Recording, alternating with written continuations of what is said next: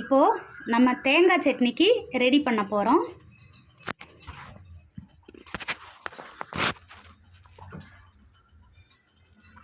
தேங்காய் திருவி வச்சுருக்கேன். இது உடச்சக்கல்ல அரைச்சோமில்ல அந்த மிக்ஸி ஜார் தான், அது ஒன்றும் இல்லை. தேங்காய் தேவையான அளவுக்கு போட்டுக்கிறேன்.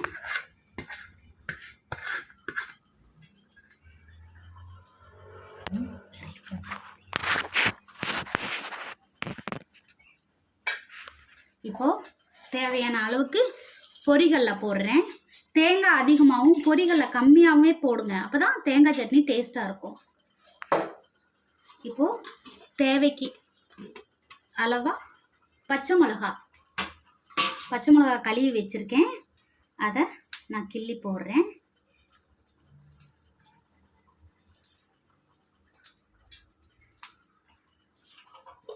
ரெண்டே 2 சாம்பார் வெங்காயம் தேங்காய் சட்னியில் போட்டு பாருங்கள், சூப்பராக இருக்கும். நிறைய வேணாம், சும்மா 2. அப்புறமா கொஞ்சமாக இஞ்சி கொஞ்சமாக, அப்புறமா பூண்டும் போட்டு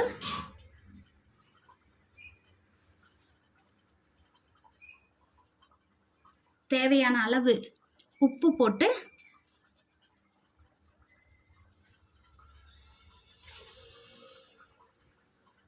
கொஞ்சமாக தண்ணி ஊற்றி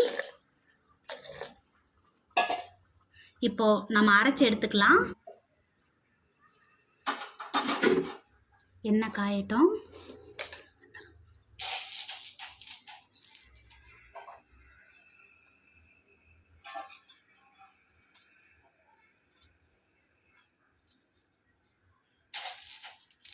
எண்ணெய் காஞ்சோன்னு கடுகு உளுந்தம்பருப்பு போடுறேன். நல்லா கடுகு உளுந்தம்பருப்பு நல்லா பொரிஞ்சு வந்தோன்னே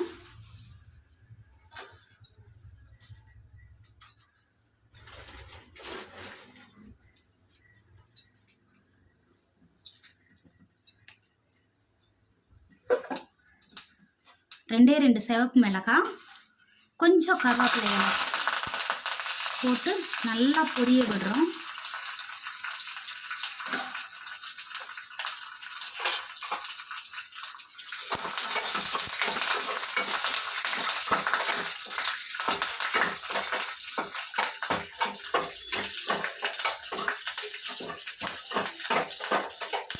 நல்லா பொரிஞ்சிருச்சு. இப்போ ஸ்டவ் ஆஃப் பண்ணிட்டு நம்ம அரைச்சி வச்சுருக்கோம் பார்த்தீங்களா, அதில்